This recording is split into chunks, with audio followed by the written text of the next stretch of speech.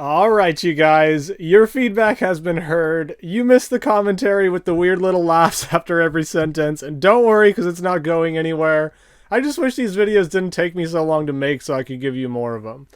Today we're going to be taking a look at a pretty amazing 45-minute drive across San Francisco with the newest version of the full self-driving beta, which is version 10.4. First off, let's talk about some changes since the last time I spoke with you guys. Since version 10.3, they've added a slider in the autopilot settings that changes the driving profile and makes it behave differently. There's now chill, which will make it have a longer following distance, perform fewer speed-based lane changes, and make it come to complete stop at stop signs. Average has a medium follow distance and may perform rolling stops. And Assertive has a smaller following distance, performs more speed-based lane changes, will not exit passing lanes, and also does rolling stops. Sounds like Assertive is exactly what the doctor ordered for driving in San Francisco, so I'm going to go ahead and leave it on Assertive for this entire drive. There are also pretty detailed release notes coming out with every release, which talk about things like precision, recall, pass rate, and accuracy improvements to the neural networks, which is all machine learning lingo we could spend all day talking about. But it's the first three bullet points at the top that I think are the most important to pay attention to. First is improved handling when driving off navigation route by allowing better recovery. To me, this means how well the car recovers after it makes a mistake, and although we've seen some significant improvements with this over the last year, I am super excited to see this in the release notes for the very first time because it means there may be something pretty big under the hood. And this drive through Corner Case City proves exactly that. There's also been improved handling and detection of high-speed objects when crossing roads, and faster acceleration through those unprotected turns. Very nice to see, and from my experience so far, this does seem dramatically improved along with the creeping behavior.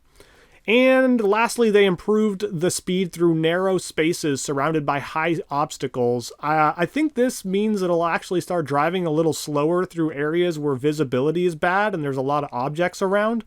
And San Francisco has areas like this all over the place, so let's go ahead and put these improvements to the test. Right after I tell you about this video's sponsor, which is private internet access.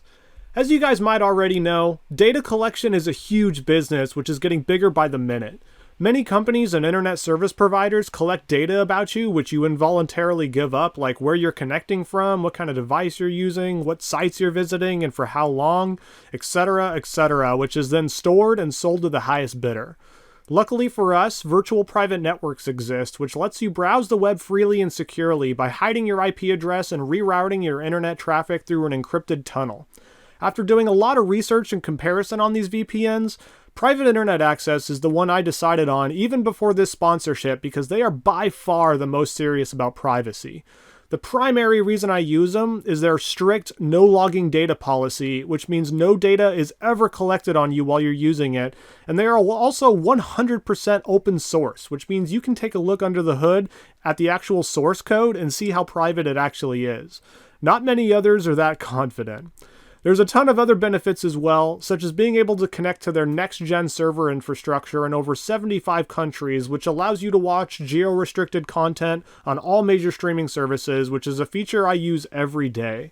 So if you're looking to upgrade your VPN, or especially if you don't currently have one, consider using my special link to get 83% off, 4 months free, and a 30-day money-back guarantee on your membership. Comes out to less than $2 a month, which is a very small price to pay for privacy, in my opinion. Thank you so much for the support, guys, and thank you to Private Internet Access for sponsoring this video. Alright, without further ado, let's get into this drive. As usual, not heading to any destination in particular, just trying to get interesting navigation routes. Starting off rough by swinging the steering wheel right towards the curb, which is kind of a throwback to older firmware versions if you've seen those older videos. Then being in the wrong lane on this oddly marked road here. It thinks this is a driving lane, which it's not, but then pretty quickly is able to figure it out. And you can see speed bumps being visualized on the autopilot visualization, which is something new in this update, but wasn't mentioned in the release notes. For those that are new to my videos, the camera I'm using for the ultra-wide view at the top of the screen is mounted in the same part of my car as the B-pillar cameras, so what you're seeing up there should be pretty similar to what autopilot's able to see. Our nav route was straight ahead, and autopilot seemed like it wanted to veer left there for a second. I think it probably had to do with that van in the road. So it's still following the correct navigation path, but not for long. Our navigation route has us making a pretty harsh left through this stop sign, but autopilot seems like it doesn't really want to do that, and also doesn't really want to stop for the stop sign either, and kind of just creeps forward going straight through this entire thing, and then is forced to reroute. Looks like it's able to calculate a new route fairly quickly and has us turning right ahead. The beginning of this turn was done with a lot of confidence, but then as soon as it sees the pedestrian walking down the sidewalk, it decides to go super slow. It even folds the mirrors for some odd reason. Again, just like last video, it's not really helpful right now, autopilot. We also see some pretty good speed control through here on these kind of blind, unprotected corners, just like the release notes say, where there's like high objects around and not a lot of good visibility. So it seems like there is some improvements here as well, especially compared to older versions. Did seem very hesitant at this stop sign and was stopped here for a while, even letting that pedestrian fully cross the street before we made a right-hand turn here. This was fine because nobody was around, but this is probably one of those moments where if there was a San Francisco local behind me, I would have gotten honked at. Autopilot continuing to snake its way through some of these narrow roads with this new navigation route. I think the speed it's going is really good. It's appropriate for the conditions. I feel like if we had a car coming at us, we'd have plenty of time to kind of like brake and react to it. So definitely better than even the last version with Berkeley. I feel like it was going too fast in places like this. So good to see that improvement. Berkeley and San Francisco are by far my favorite places to test because it really brings out some of this behavior really well. Alright, we are going right, which is bringing us right back onto that same street with that left corner that autopilot did not like last time. You think autopilot learned from the previous experience, or round 2 is the lucky charm? I guess we're gonna find out. The clunking you heard was autopilot hitting the brakes a couple times suddenly coming up to this stop sign. Man, that path planner is just going wild right now. Starts off going straight, but then actually manages it and makes this corner. I'm not sure if autopilot actually learned anything, but hey, we made the corner in round 2. And I'm sorry, I have to laugh because when you're behind the wheel, you can feel how nervous autopilot is to make these kind of crazy turns where it has to turn really sharp and it's not really marked that well. It kind of feels like it's like, are you sure this is okay? Like this corner, are you sure? Like it feels just like a new driver. It's hilarious. Eventually, I do hope it gets smoothed out, of course, but right now it just makes me laugh. We're supposed to be making the next left, and then it sees a car who's blocking the road we're trying to get onto. And again, folding the mirrors and clunking the brakes a few times, going very slowly through here, but does a pretty nice job. Then is forced to deal with another incoming car, but pulls off to the side of the road where there was no parked cars, gives them plenty of room. Man, I was really happy with that one. Narrow roads like this must be pretty terrifying for autopilot, trying to figure out which one of these cars is like backing up, which one of them is staying still. More oncoming cars ahead. At first it didn't give a ton of room, but does slow way down and then goes right off to the side very nicely. Really nice seeing the speed control through here, and also proceeding with such confidence. I mean, the maneuvers you're seeing right now, humans struggle with quite a bit, and a lot of people don't feel comfortable doing this at all. So I'm really happy to see autopilot handling this with such ease, and it makes me wonder how much of it had to do with the assertive driver setting. Coming up is probably the most confusing intersection in this video. We're supposed to make a right up here, but not directly right. It's the right where that car just pulled out from, way over there. Like, when I was sitting here driving, I didn't even know that that was really allowed or anything. We also already start creeping, and then a pedestrian starts going in front of us. Autopilot did creep while this pedestrian was crossing, which I didn't like. Seemed pretty aggressive and intentional. Maybe not, maybe I'm just imagining things, but maybe a step too far and assertive there. Autopilot waiting for traffic to clear from both directions, and then proceeds at a really good time and well before traffic clears the intersection. It's really nice to see it anticipating the traffic flow. Does a nice job planning a path for this right-hand turn, then gets tripped up a little bit by these pedestrians who were crossing the street there, and decides to pass them with extra caution. The braking kind of way too early for pedestrians has been a pretty common theme for me in this update, and you will see more examples of it later in this drive. Does hit the brakes a couple times, trying to be extra cautious in case there's anything behind these cars. You can even see pedestrians kind of coming out there from the back, so it's good that it's going extra slow through areas like this now. Then something pretty hilarious but very frustrating for me happens. The car did not seem like it wanted to proceed at all here, and sometimes you can just use the cruise control stalk to let it know it's okay, so I tried to push that a few times, and unfortunately this happened. Oh no. Yes, when you pull back on the cruise control stalk a few times, it plays Needs More Cowbell over and over, and right when you think it's done, it does it again. Originally, it also showed the drivable space as like a rainbow too, so I hope that comes back at some point. Looks like it's rendering the dog pretty well, which is super cool to see. But again, with the super early pedestrian braking, like that was a harsh brake and totally unnecessary for the conditions. It's good to be extra cautious around pedestrians, but it is a pattern that I've noticed. A pretty busy intersection here. Autopilot does appropriately wait for its turn and then gets a little bit tripped up by this bicycle to our right. Kind of clunks onto the brakes again just because it got a little closer than it would have liked. Then starts to plan a path around this stopped vehicle ahead who's waiting to get into this parking space, but then decides against it and actually just starts staying put here. So you can see other traffic behind us kind of going around us and stuff. This is normally a time when I would have taken over, but I kind of just wanted to wait this out and kind of see what would happen. It sounds dumb, but I almost like pretending like I'm in the back seat or something to see how the beta would do if it didn't have anybody to rely on to take over. But again, I am under full control of the car and I'm ready to take over anytime it does something that I don't like. Being nice and patient here, waiting for this pedestrian to be completely out of the crosswalk before we start creeping forward. Then after we make this right-hand turn, we have quite a bit going on here. So we have incoming traffic and a pedestrian standing in the road. Autopilot being extra cautious through here, and I much prefer this over trying to go too quickly through here when it doesn't have a full understanding of what the pedestrian or traffic around was going to do. I then realize we are at the end of our navigation route, so I pick a new spot and just take a look at how fast it's able to calculate this route. Like, I think there might have been some improvements to the speed of route calculation with this update as well. Making a right on red here with the pedestrian in the crosswalk, and watch it anticipate where she's heading and actually start proceeding before she gets through the crosswalk.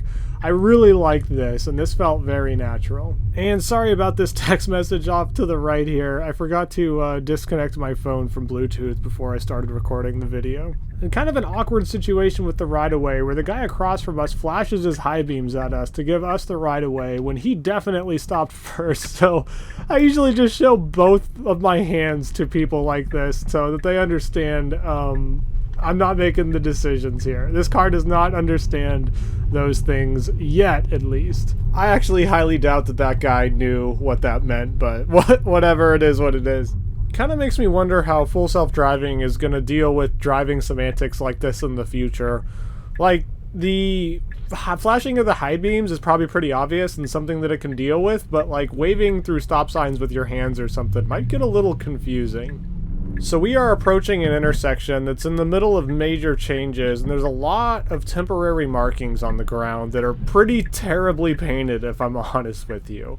So you can see those lines drawn out that go straight and left and right, which are pretty obvious, but then look at the crosswalk markings. They're just straight, huge lines that entire cars can fit into.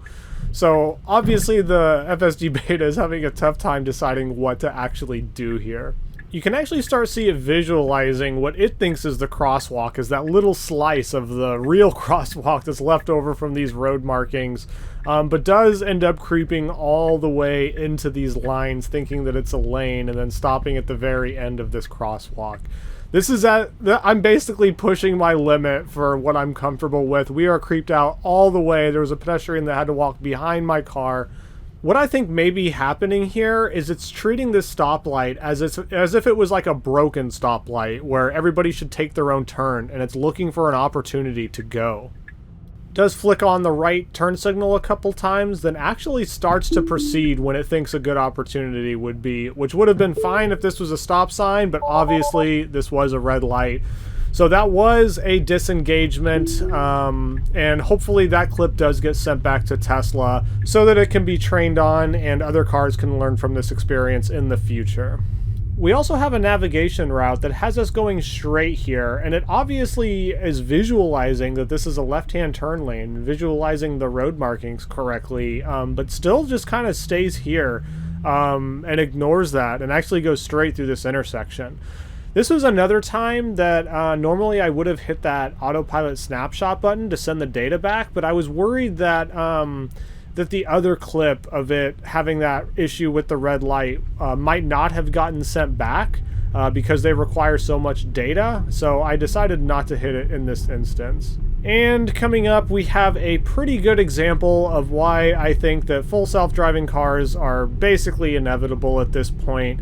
So we have some stopped cars off to the side of the road, as is normal with San Francisco. We have a FedEx driver approaching his truck, and then somebody darts around me to get around me while there's a pedestrian already there. There was absolutely no reason for this. This guy saved no time and just made the just made a dangerous situation out of absolutely nothing. This is how accidents happen, and this is why robots are going to take over the world, because humans are crappy drivers. I'm sorry, but this stuff really makes me upset. Autopilot gets itself into a bit of a rough situation here because we're already over the crosswalk and we're technically in the intersection, and then the light turns red. So basically Autopilot does the correct thing and the legal thing, which is waiting for traffic to clear and then proceeding through because it was already stuck in the intersection.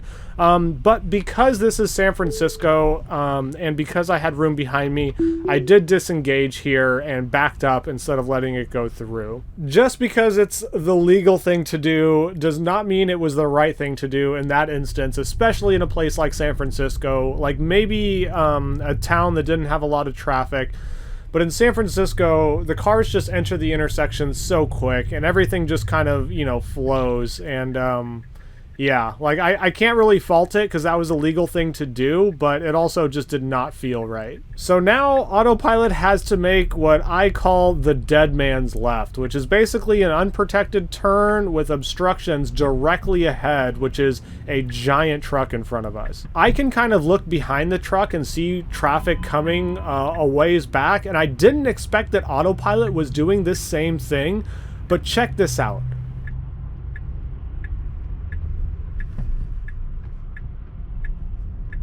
I might be crazy, and Autopilot may have just gotten extremely lucky there, but man, did that feel like it anticipated the traffic coming from behind that truck. It merged up at just the perfect time, waited for the last car to go through, and then proceeded. Unbelievable. We're now making a turn onto this alleyway, and it thinks it has plenty of time with these pedestrians, but there's a woman walking extremely fast. So Autopilot kind of hesitates when it sees her. I'm kind of torn whether it should have given up the right-of-way, but that would have made us stuck in that road. So I don't know. I guess this was okay, especially because this is San Francisco, and I almost feel like she expected us just to continue through because that kind of would have flowed smoother. But yeah, anyways. This is the end of our navigation route, and we are just inputting a new destination. This navigation route does seem like it takes a few more seconds to calculate than the previous ones, but the car starts moving before the path is completely calculated, which I find pretty interesting. Then approaching this intersection up ahead where we're making a right-hand turn, we have another example of a pedestrian being in front of us and Autopilot coming to a pretty abrupt stop a little bit too early. So on one hand, I do really like how safe autopilot tries to be with pedestrians. It generally gives them a ton of room, and, you know, kind of slows down and goes really, really slow and everything. But on the other hand, I also feel like it's pretty important to be predictable on the road, to get along with other humans. And those abrupt stops like that for pedestrians that are pretty far away could cause issues with others on the road, especially if there was someone following me closely. So that navigation route was a little bit too straight, and I wanted some more corners, so I was going ahead and just putting in more in here. So it did just reroute to make a right and another immediate right after that. Good news is I just saw on Reddit that apparently waypoints are released, not to the FSD beta fleet, but to others. So we're going to get some crazy routes going as soon as I get that update on my car. Autopilot doing a pretty good job going into the intersection and then waiting for the pedestrians to clear on the crosswalk. Also seems to realize that this is a bus and taxi only lane and gets over to the left, but we do have to get over into this lane to make the right turn. And then there's a parked car blocking off the entrance. So autopilot realizes that it can't squeeze through there, then actually turns on the left-hand turn signal to get back into the proper driving lane. And keep in mind, right now it has no navigation route. I can guarantee you this is new in this update, and I think this is what they were talking about in the release notes. It misses another right that it was supposed to take and reroutes for a third time to try to figure out a path to our destination. Can make another right-hand turn up here, but does have to contend with a lot of stuff going on up here. So pedestrians crossing the street, a guy pushing the cart down the street. Yeah, there's just a lot going on right now. So autopilot actually squeezes in behind this car, goes around this pedestrian, drives over the bus lane, gets into the right-hand turn lane, and actually makes the turn. I thought this was really, really good, and it surprised me quite a bit that it's doing it. It doesn't seem like it's really being disturbed by all these crazy lane markings that San Francisco has. I mean, don't get me wrong, it's not perfect. That didn't feel 100% smooth. There was a little bit of jerkiness, but it did it. Also, another really good example up here of the speed control through these narrow roads where we have to get really pretty close to other traffic. I really like how slow it's going and how safe it's trying to be. Even though there's a clear path ahead of us, like clear drivable space, it knows that it should probably go slower here, which is definitely something new and improved in 10.4. I also think it's worth it to take a moment to talk about the visualizations a little bit. I feel like they get a little bit better with every single software update. One thing in particular I've noticed on this one is that the red lines where it is detecting like the curbs and the edge of the drivable space seems to be really smoothed out. Some other things are still a little bit jumpy, but that in particular seems very smooth in this update. And we get ourselves into another kind of difficult timing situation where we just arrive right when the light is turning red, but we're already in the intersection. Autopilot actually proceeds even though the light is red, which is, just like last time, it's the legal thing to do. This one felt much better though because we weren't waiting for any other cars to clear the intersection, so I felt no need to take over here. I think it did everything right. Also has to deal with some of these cars pulling off to the right-hand side of the road. I'm curious what you guys think about these red light situations, because it's really tough. The timing of it is just really, really, really tough. Technically, it's by the book, but like one time it felt completely not okay, and the last time it felt okay. I'm curious what you guys think. Have another unprotected left right now, and this time it actually stops before the crosswalk, which I find interesting. The timing again, man, right when it goes in, the light turns yellow. I'm sure if it was still back at the crosswalk, it just wouldn't have proceeded, but the timing has just not been on autopilot's side today. But yeah, that was a pretty slow corner with the cone out there. I think that confused it, made it go a little bit slower, but overall I think that was just fine. I also do enter one last navigation point before I call it a day, but this video has gotten so long at this point, I feel like I'm just going to fast forward to the end of the drive. Not necessarily because nothing noteworthy is happening here. I mean, this is pretty dang amazing, especially on some of these streets, but I feel like this video may be getting a bit too long.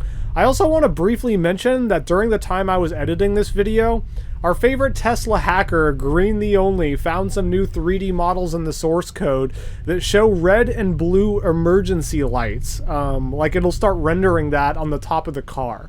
So I have no idea when we're going to start seeing emergency lights visualized and being recognized by the FSD beta. But what I can promise you is that when that happens, I am going to head straight down to the nearest police station and beg a cop to pretend to pull me over while I'm using the beta.